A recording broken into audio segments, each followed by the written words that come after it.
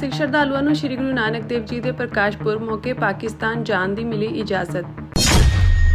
ਸ਼ੁੱਕਰਵਾਰ ਦੀ ਨਮਾਜ਼ ਦੇ ਮੱਦੇਨਜ਼ਰ ਉੱਤਰ ਪ੍ਰਦੇਸ਼ ਦੇ ਬਰੇਲੀ ਵਿੱਚ ਅਗਲੇ 48 ਘੰਟਿਆਂ ਲਈ ਇੰਟਰਨੈਟ ਸੇਵਾਵਾਂ ਬੰਦ।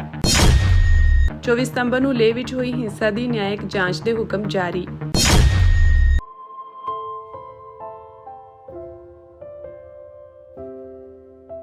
ਸ੍ਰੀ ਗੁਰੂ ਨਾਨਕ ਦੇਵ ਜੀ ਦੇ ਪ੍ਰਕਾਸ਼ ਪੁਰਬ ਸਮਾਗਮਾਂ ਤੋਂ ਪਹਿਲਾਂ ਸ਼ਰਧਾਲੂਆਂ ਲਈ ਵੱਡੀ ਖੁਸ਼ਖਬਰੀ ਸਾਹਮਣੇ ਆਈ ਹੈ। ਭਾਰਤ ਸਰਕਾਰ ਨੇ ਸਿੱਖ ਸ਼ਰਧਾਲੂਆਂ ਦੇ ਜਥਿਆਂ ਨੂੰ ਪਾਕਿਸਤਾਨ ਜਾਣ ਦੀ ਇਜਾਜ਼ਤ ਦੇ ਦਿੱਤੀ ਹੈ। ਇਹ ਇਤਿਹਾਸਕ ਮੌਕਾ 5 ਨਵੰਬਰ ਨੂੰ ਮਨਾਇਆ ਜਾਵੇਗਾ ਅਤੇ ਸ਼ਰਧਾਲੂ ਹੁਣ ਗੁਰਦੁਆਰਾ ਸਾਹਿਬਾਨਾਂ ਵਿੱਚ ਮੱਥਾ ਟੇਕਣ ਲਈ ਪਾਕਿਸਤਾਨ ਜਾ ਸਕਣਗੇ। ਜਾਣਕਾਰੀ ਅਨੁਸਾਰ ਇਹ ਪ੍ਰਵਾਨਗੀ ਸ਼੍ਰੋਮਣੀ ਗੁਰਦੁਆਰਾ ਪ੍ਰਬੰਧਕ ਕਮੇਟੀ ਵੱਲੋਂ ਉਠਾਈ ਗਈ ਮੰਗ ਦੇ ਜਵਾਬ ਵਿੱਚ ਦਿੱਤੀ ਗਈ ਹੈ। ਸ਼੍ਰੋਮਣੀ ਕਮੇਟੀ ਨੇ ਸਰਹੱਦ ਪਾਰ ਧਾਰਮਿਕ ਸਮਾਗਮਾਂ ਵਿੱਚ ਹਿੱਸਾ ਲੈਣ ਲਈ ਸ਼ਰਧਾਲੂਆਂ ਲਈ ਪ੍ਰਵਾਨਗੀ ਦੀ ਮੰਗ ਕੀਤੀ ਸੀ।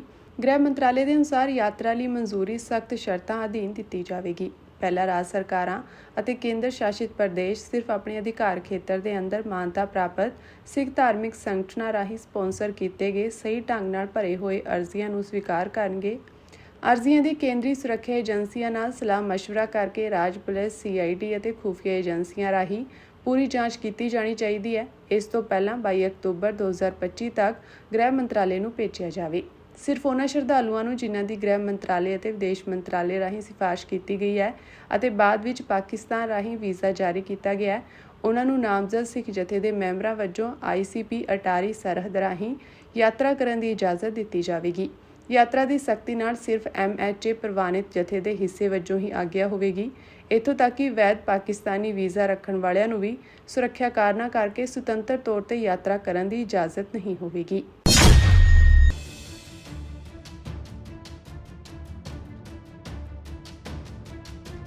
ਉੱਤਰ ਪ੍ਰਦੇਸ਼ ਦੇ ਬਰੇਲੀ ਵਿੱਚ ਅਗਲੇ 48 ਘੰਟਿਆਂ ਲਈ ਇੰਟਰਨੈਟ ਸੇਵਾ ਮੁਅੱਤਲ ਕਰ ਦਿੱਤੀ ਗਈ ਹੈ। ਪ੍ਰਸ਼ਾਸਨ ਨੇ ਇਹ ਕਦਮ ਸ਼ੁੱਕਰਵਾਰ ਦੀ ਨਮਾਜ਼ ਨੂੰ ਦੇਖਦੇ ਹੋਏ ਚੁੱਕਿਆ ਹੈ। ਅੱਜ ਦੁਪਹਿਰ 3 ਵਜੇ ਤੋਂ 4 ਅਕਤੂਬਰ ਨੂੰ ਦੁਪਹਿਰ 3 ਵਜੇ ਤੱਕ ਇੰਟਰਨੈਟ ਬੰਦ ਰਹੇਗਾ। ਗ੍ਰਹਿ ਸਕੱਤਰ ਗੌਰਵ ਦਿਆਲ ਨੇ ਇਸ ਸਬੰਧ ਵਿੱਚ ਇੱਕ ਆਦੇਸ਼ ਜਾਰੀ ਕੀਤਾ ਹੈ। ਉੱਤਰ ਪ੍ਰਦੇਸ਼ ਦੇ ਬਰੇਲੀ ਡਿਵੀਜ਼ਨ ਦੇ 4 ਜ਼ਿਲ੍ਹਿਆਂ ਵਿੱਚ ਸੁਰੱਖਿਆ ਸਖਤ ਕਰ ਦਿੱਤੀ ਗਈ ਸੀ। ਸੜਕਾਂ ਤੇ ਸੁਰੱਖਿਆ ਕਰਮਚਾਰੀ ਤਾਇਨਾਤ ਕੀਤੇ ਗਏ ਸਨ ਅਤੇ ਡਰੋਨ ਹਵਾ ਵਿੱਚ ਉੱਡ ਰਹੇ ਸਨ। ਗ੍ਰਹਿ ਵਿਭਾਗ ਵੱਲੋਂ ਜਾਰੀ ਨੋਟੀਫਿਕੇਸ਼ਨ ਦੇ ਅਨੁਸਾਰ ਬਰੇਲੀ ਵਿੱਚ 2 ਅਕਤੂਬਰ ਨੂੰ ਦੁਪਹਿਰ 3 ਵਜੇ ਤੋਂ 4 ਅਕਤੂਬਰ ਨੂੰ ਦੁਪਹਿਰ 3 ਵਜੇ ਤੱਕ ਮੋਬਾਈਲ ਇੰਟਰਨੈਟ, ਬ੍ਰੌਡਬੈਂਡ ਅਤੇ SMS ਸੇਵਾਵਾਂ ਮੁਅੱਤਲ ਰਹਿਣਗੀਆਂ। ਪਿਛਲੇ ਸ਼ੁੱਕਰਵਾਰ ਦੀ ਨਮਾਜ਼ ਤੋਂ ਬਾਅਦ ਕੋਤਵਾਲੀ ਖੇਤਰ ਵਿੱਚ ਇੱਕ ਮਸਜਿਦ ਦੇ ਬਾਹਰ 2000 ਤੋਂ ਵੱਧ ਲੋਕਾਂ ਦੀ ਭੀੜ ਇਕੱਠੀ ਹੋਈ।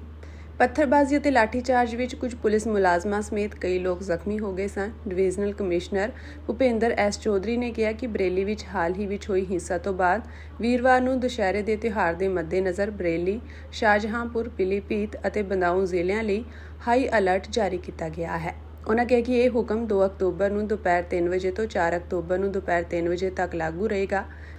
ਗ੍ਰਹਿ ਵਿਭਾਗ ਦੇ ਸਕੱਤਰ ਗੌਰਵ ਦਿਆਲ ਨੇ ਹੁਕਮ ਵਿੱਚ ਕਿਹਾ ਕਿ ਮੌਜੂਦਾ ਸਥਿਤੀ ਨੂੰ ਦੇਖਦੇ ਹੋਏ ਫੇਸਬੁੱਕ, YouTube, WhatsApp ਅਤੇ ਮੈਸੇਜਿੰਗ ਸਿਸਟਮ ਵਰਗੇ ਸੋਸ਼ਲ ਮੀਡੀਆ ਪਲੇਟਫਾਰਮਾਂ ਦੀ ਦੁਰਵਰਤੋਂ ਅਫਵਾਹਾਂ ਫੈਲਾਉਣ ਅਤੇ ਫਿਰਕੂ ਤਣਾਅ ਨੂੰ ਭੜਕਾਉਣ ਦਾ ਕਾਰਨ ਬਣ ਸਕਦੀ ਹੈ। ਇਸ ਲਈ ਜ਼ਿਲ੍ਹੇ ਵਿੱਚ ਸ਼ਾਂਤੀ ਅਤੇ ਵਿਸ਼ਵਾਸ ਬਣਾਈ ਰੱਖਣ ਲਈ ਇਹ ਕਦਮ ਜ਼ਰੂਰੀ ਹੈ।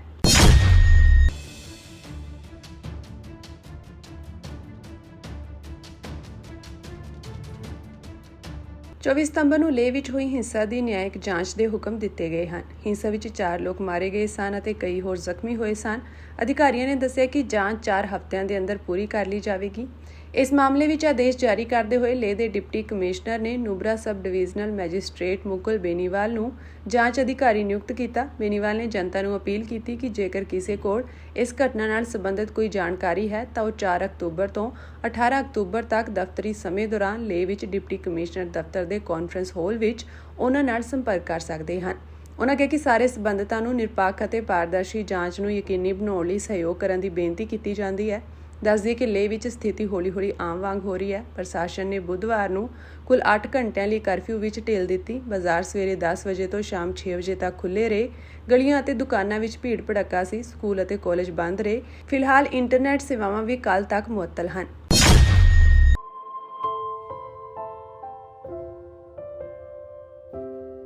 ਸ਼੍ਰੋਮਣੀ ਗੁਰਦੁਆਰਾ ਪ੍ਰਬੰਧਕ ਕਮੇਟੀ ਦੇ ਪ੍ਰਧਾਨ ਐਡਵੋਕੇਟ ਹਰਜਿੰਦਰ ਸਿੰਘ ਧਾਮੀ ਨੇ ਭਾਰਤ ਸਰਕਾਰ ਵੱਲੋਂ ਸ੍ਰੀ ਗੁਰੂ ਨਾਨਕ ਦੇਵ ਜੀ ਦੇ ਪ੍ਰਕਾਸ਼ ਗੁਰਪੁਰਬ ਮੌਕੇ ਪਾਕਿਸਤਾਨ ਸਥਿਤ ਸ੍ਰੀ ਨਨਕਾਣਾ ਸਾਹਿਬ ਤੇ ਹੋਰ ਗੁਰਧਾਮਾਂ ਦੇ ਦਰਸ਼ਨਾਂ ਲਈ ਸਿੱਖ ਸ਼ਰਧਾਲੂਆਂ ਦੇ ਜਥੇ ਨੂੰ ਮਨਜ਼ੂਰੀ ਦੇਣ ਦਾ ਸਵਾਗਤ ਕੀਤਾ ਹੈ।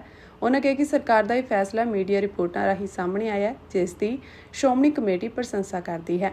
ਸ਼੍ਰੋਮਣੀ ਕਮੇਟੀ ਦੇ ਪ੍ਰਧਾਨ ਨੇ ਕਿਹਾ ਕਿ ਸ੍ਰੀ ਗੁਰੂ ਨਾਨਕ ਸਾਹਿਬ ਜੀ ਦਾ ਪ੍ਰਕਾਸ਼ ਪੁਰਬ ਸਿੱਖ ਜਗਤ ਲਈ ਨਹੀਂ ਸਗੋਂ ਪੂਰੀ ਮਨੁੱਖਤਾ ਲਈ ਵੱਡੀ ਮਹੱਤਤਾ ਰੱਖਦਾ ਹੈ। ਇਸ ਮੌਕੇ ਸਿੱਖ ਸੰਗਤਾਂ ਵੱਲੋਂ ਗੁਰੂ ਸਾਹਿਬ ਦੇ ਪ੍ਰਕਾਸ਼ ਅਸਥਾਨ ਸ੍ਰੀ ਨਨਕਾਣਾ ਸਾਹਿਬ ਵਿਖੇ ਦਰਸ਼ਨ ਕਰਨ ਅਤੇ ਸ਼ਰਧਾ ਪ੍ਰਗਟਾਉਣ ਦੀ ਤਾਂਘ ਭਾਵਨਾਤਮਕ ਹੈ। ਉਹਨਾਂ ਕਿਹਾ ਕਿ ਬੀਤੇ ਦਿਨੀ ਸਿੱਖ ਜਥੇ ਉੱਤੇ ਰੋਕ ਦੇ ਫੈਸਲੇ ਨੇ ਸੰਗਤ ਨੂੰ ਨਿਰਾਸ਼ ਕਰ ਦਿੱਤਾ ਸੀ, ਜਿਸ ਦੇ ਚੱਲਦਿਆਂ ਸ਼੍ਰੋਮਣੀ ਕਮੇਟੀ ਵੱਲੋਂ ਸਰਕਾਰ ਨੂੰ ਆਪਣੇ ਫੈਸਲੇ ਤੇ ਮੁੜ ਵਿਚਾਰ ਕਰਨ ਦੀ ਅਪੀਲ ਕੀਤੀ ਗਈ ਸੀ। ਇਸ ਸੰਬੰਧ ਵਿੱਚ 4 ਦਿਨ ਪਹਿਲਾਂ 29 ਸਤੰਬਰ 2025 ਨੂੰ ਹੀ ਭਾਰਤ ਦੇ ਪ੍ਰਧਾਨ ਮੰਤਰੀ ਨਰਿੰਦਰ ਮੋਦੀ ਨੂੰ ਪੱਤਰ ਲਿਖਿਆ ਗਿਆ ਸੀ, ਜਿਸ ਉੱਤੇ ਸਰਕਾਰ ਵੱਲੋਂ ਗੌਰ ਕਰਨਾ ਸੰਤੁਸ਼ਟੀਜਨਕ ਹੈ। ਐਡਵੋਕੇਟ ਧਾਮੀ ਨੇ ਕਿਹਾ ਕਿ ਭਾਰਤ ਸਰਕਾਰ ਵੱਲੋਂ ਲਿਆ ਗਿਆ ਇਹ ਫੈਸਲਾ ਸਿੱਖ ਸੰਗਤਾਂ ਦੀਆਂ ਭਾਵਨਾਵਾਂ ਦਾ ਆਦਰ ਕਰਦਾ ਹੈ, ਜਿਸ ਲਈ ਸ਼੍ਰੋਮਣੀ ਕਮੇਟੀ ਵੱਲੋਂ ਅਸੀਂ ਦੇਸ਼ ਦੇ ਪ੍ਰਧਾਨ ਮੰਤਰੀ ਅਤੇ ਗ੍ਰਹਿ ਮੰਤਰੀ ਦਾ ਧੰਨਵਾਦ ਕਰਦੇ ਹਾਂ।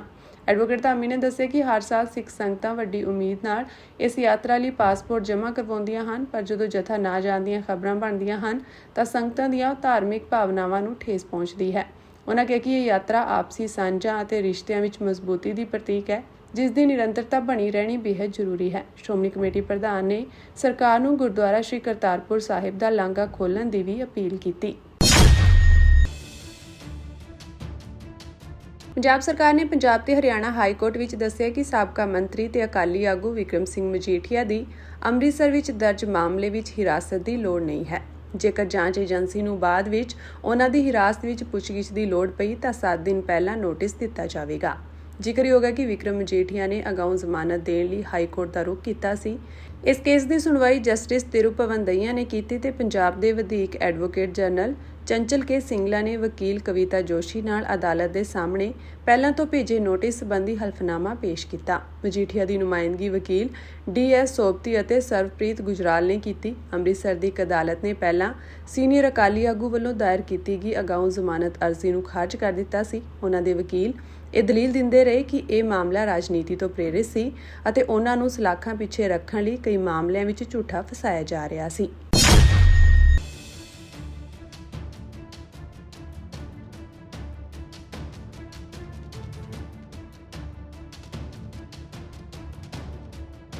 ਫਿਲੀਪੀਨਜ਼ ਵਿੱਚ ਆਏ ਇੱਕ ਸ਼ਕਤੀਸ਼ਾਲੀ ਭੂਚਾਲ ਵਿੱਚ ਘੱਟੋ-ਘੱਟ 72 ਲੋਕਾਂ ਦੀ ਮੌਤ ਹੋ ਗਈ ਹੈ ਅਤੇ 200 ਤੋਂ ਵੱਧ ਜ਼ਖਮੀ ਹੋਏ ਹਨ।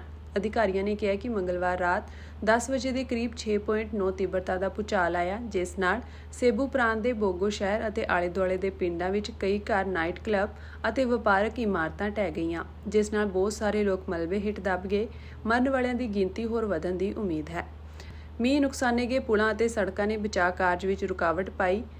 ਬਚਾਅ ਕਰਮਚਾਰੀਆਂ ਵੱਲੋਂ ਢਹਿ-ਢੇਰੀ ਹੋਈ ਇਮਾਰਤਾਂ ਦੇ ਮਲਬੇ ਵਿੱਚ ਬਚੇ ਲੋਕਾਂ ਦੀ ਭਾਲ ਜਾਰੀ ਹੈ।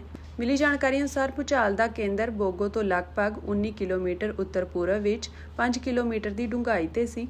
ਬੋਗੋ ਸੇਬੂ ਪ੍ਰਾਂਤ ਦਾ ਇੱਕ ਤਟਵਰਤੀ ਸ਼ਹਿਰ ਹੈ, ਜਿਸ ਦੀ ਆਬਾਦੀ ਲਗਭਗ 90,000 ਹੈ।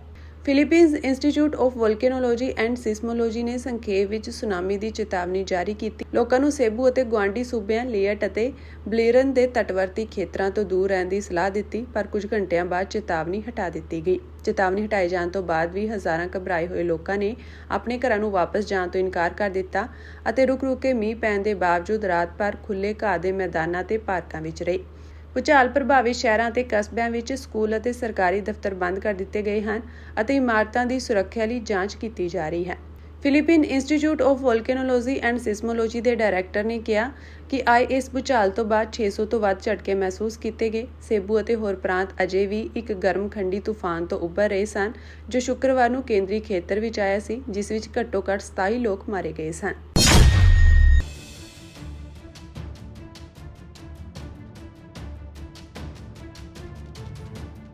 ਪੰਜਾਬ ਅਤੇ ਹਰਿਆਣਾ ਹਾਈ ਕੋਰਟ ਦੇ ਮੁੱਖ ਜੱਜ ਨੇ ਅੱਜ ਵਕੀਲ ਵਾਸੂ ਰੰਜਨ ਵੱਲੋਂ ਦਾਇਰ ਇੱਕ ਜਨਹਿਤ ਪਟੀਸ਼ਨ ਤੇ ਸੁਣਵਾਈ ਕੀਤੀ। ਇਹ ਪਟੀਸ਼ਨ ਵਕੀਲ ਅਭਿਸ਼ੇਕ ਮਲਹੋਤਰਾ ਅਤੇ ਈਸ਼ਾਨ ਭਾਰਦਵਾਜ ਰਾਹੀਂ ਪੇਸ਼ ਕੀਤੀ ਗਈ ਸੀ।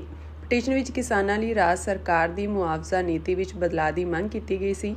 ਪਟੀਸ਼ਨਰ ਨੇ ਕਿਹਾ ਕਿ ਇਸ ਵੇਲੇ ਮੁਆਵਜ਼ਾ ਸਿਰਫ ਉਹਨਾਂ ਕਿਸਾਨਾਂ ਨੂੰ ਹੀ ਦਿੱਤਾ ਜਾਂਦਾ ਹੈ ਜਿਨ੍ਹਾਂ ਨੂੰ 25% ਤੋਂ ਵੱਧ ਫਸਲਾਂ ਦਾ ਨੁਕਸਾਨ ਹੋਇਆ।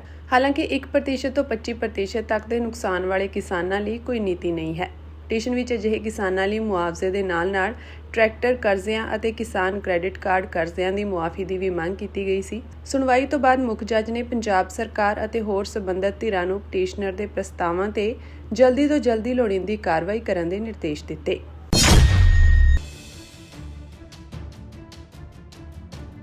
ਸ਼੍ਰੋਮਣੀ ਗੁਰਦੁਆਰਾ ਪ੍ਰਬੰਧਕ ਕਮੇਟੀ ਦੀ ਸਾਬਕਾ ਪ੍ਰਧਾਨ ਅਤੇ ਸੀਨੀਅਰ ਅਕਾਲੀ ਆਗੂ ਬੀਬੀ ਜਗੀਰ ਕੌਰ, ਜੋ ਕਿ ਯੂਰਪ ਫੇਰੀ ਤੇ ਹਨ, ਬੀਤੇ ਦਿਨੋਂ ਇਟਲੀ ਦੇ ਸ਼ਹਿਰ ਬਰੇਸ਼ੀਆ ਦੇ ਗੁਰਦੁਆਰਾ ਸਿੰਘ ਸਭਾ ਫਲੇਰੋ ਵਿਖੇ ਪਹੁੰਚੇ, ਜਿੱਥੇ ਗੁਰਦੁਆਰਾ ਸਾਹਿਬ ਦੀ ਪ੍ਰਬੰਧਕ ਕਮੇਟੀ ਅਤੇ ਬੀਬੀ ਜੀ ਦੇ ਸਮਰਥਕਾਂ ਨੇ ਉਹਨਾਂ ਦਾ ਗੁਰਦੁਆਰਾ ਸਾਹਿਬ ਆਉਣ ਤੇ ਨਿੱਘਾ ਸਵਾਗਤ ਕੀਤਾ ਅਤੇ ਉਹਨਾਂ ਨੂੰ ਗੁਲਦਸਤਾ ਭੇਂਟ ਕੀਤਾ। ਗੁਰਦੁਆਰਾ ਸਿੰਘ ਸਭਾ ਫਲੇਰੋ ਵਿਖੇ ਨਤਮਸਤਕ ਹੋਏ ਬੀਬੀ ਜਗੀਰ ਕੌਰ ਨੇ ਗੁਰਦੁਆਰਾ ਸਾਹਿਬ ਦੀ ਬਣੀ ਸੁੰਦਰ ਇਮਾਰਤ ਲਈ ਪ੍ਰਬੰਧਕ ਕਮੇਟੀ ਅਤੇ ਸੰਗਤਾਂ ਦੀ ਸ਼ਲਾਘਾ ਕੀਤੀ। ਉਹਨਾਂ ਕਿਹਾ ਕਿ ਇਟਲੀ ਵਿੱਚ ਗੁਰਦੁਆਰਾ ਸਾਹਿਬ ਦੀ ਬਣੀ ਸੁੰਦਰ ਇਮਾਰਤ ਵਿਦੇਸ਼ਾਂ ਵਿੱਚ ਸਿੱਖਾਂ ਦੀ ਚੜ੍ਹਦੀ ਕਲਾ ਦਾ ਪ੍ਰਤੀਕ ਹੈ। ਪੱਤਰਕਾਰਾਂ ਨਾਲ ਗੱਲਬਾਤ ਕਰਦਿਆਂ ਬੀਬੀ ਜਗੀਰ ਕੌਰ ਨੇ ਕਿਹਾ ਕਿ ਉਹ ਭਾਵੇਂ ਯੂਰਪ ਨਿੱਜੀ ਦੌਰੇ ਤੇ ਆਏ ਹਨ, ਉਹ ਸੰਗਤਾਂ ਨਾਲ ਧਾਰਮਿਕ ਵਿਚਾਰਾਂ ਦੀ ਸਾਂਝ ਪਾ ਰਹੇ ਹਨ। ਉਹਨਾਂ ਰਾਜਨੀਤੀ ਬਾਰੇ ਵੀ ਗੱਲਬਾਤ ਕਰਦਿਆਂ ਕਿਹਾ ਕਿ ਪੰਜਾਬ ਵਿੱਚ ਖੇਤਰੀ ਪਾਰਟੀ ਅਕਾਲੀ ਦਲ ਨੂੰ ਮਜ਼ਬੂਤ ਅਤੇ ਮੁੜ ਸੁਰਜੀਤ ਕਰਨ ਲਈ ਸਾਰਿਆਂ ਨੂੰ ਇਕੱਠਿਆਂ ਹੋਣ ਦੀ ਲੋੜ ਹੈ।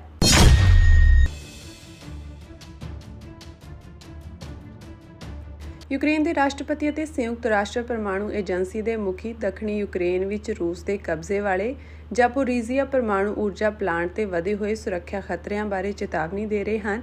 ਇਸ ਪਲਾਂਟ ਦੇ ਆਲੇ-ਦੁਆਲੇ ਚੱਲ ਰਹੀ ਭਿਆਨਕ ਜੰਗ ਕਾਰਨ ਇੱਕ ਹਫ਼ਤੇ ਤੋਂ ਵੱਧ ਸਮੇਂ ਤੋਂ ਇਸ ਦੀ ਬਾਹਰੀ ਬਿਜਲੀ ਸਪਲਾਈ ਬੰਦ ਹੈ। ਕੌਮਾਂਤਰੀ ਪਰਮਾਣੂ ਊਰਜਾ ਏਜੰਸੀ ਦੇ ਡਾਇਰੈਕਟਰ ਜਨਰਲ ਰਾਫੇਲ ਮਾਰੀਆਨੋ ਗਰੋਸੀ ਅਨੁਸਾਰ ਐਮਰਜੈਂਸੀ ਡੀਜ਼ਲ ਜਨਰੇਟਰ ਇਸ ਸਹੂਲਤ ਦੇ 6 ਬੰਦ ਪਏ ਰਿਐਕਟਰਾਂ ਲਈ ਮਹੱਤਵਪੂਰਨ ਕੂਲਿੰਗ ਪ੍ਰਣਾਲੀਆਂ ਵਾਸਤੇ ਬਿਜਲੀ ਪ੍ਰਦਾਨ ਕਰ ਰਹੇ ਹਨ ਅਤੇ ਯੂਰਪ ਦੇ ਸਭ ਤੋਂ ਵੱਡੇ ਪਰਮਾਣੂ ਪਲਾਂਟ ਨੂੰ ਤੁਰੰਤ ਕੋਈ ਖਤਰਾ ਨਹੀਂ ਹੈ। ਉਹਨਾਂ ਨਾਲ ਹੀ ਇਹ ਵੀ ਕਿਹਾ ਕਿ ਪਰਮਾਣੂ ਸੁਰੱਖਿਆ ਦੇ ਲਿਹਾਜ਼ ਨਾਲ ਇਹ ਸਪਸ਼ਟ ਤੌਰ ਤੇ ਸੁਖਾਵੀਂ ਸਥਿਤੀ ਨਹੀਂ ਹੈ। ਯੂਕਰੇਨ ਦੇ ਰਾਸ਼ਟਰਪਤੀ ਵੋਲੋਦੀਮੀਰ ਜ਼ੈਲੈਂਸਕੀ ਅਨੁਸਾਰ ਬੈਕਅਪ ਜਨਰੇਟਰਾਂ ਨੂੰ ਇਸ ਤੋਂ ਪਹਿਲਾਂ ਕਦੇ ਵੀ ਇੰਨੇ ਲੰਮੇ ਸਮੇਂ ਲਈ ਚੱਲਣ ਦੀ ਲੋੜ ਨਹੀਂ ਪਈ। ਦੱਸਣਯੋਗ ਹੈ ਕਿ ਜ਼ਾਪੋਰੀਜ਼ੀਆ ਦਾ ਪਲਾਂਟ ਦੁਨੀਆ ਦੇ 10 ਸਭ ਤੋਂ ਵੱਡੇ ਪਰਮਾਣੂ ਪਲਾਂਟਾਂ ਵਿੱਚੋਂ ਇੱਕ ਹੈ।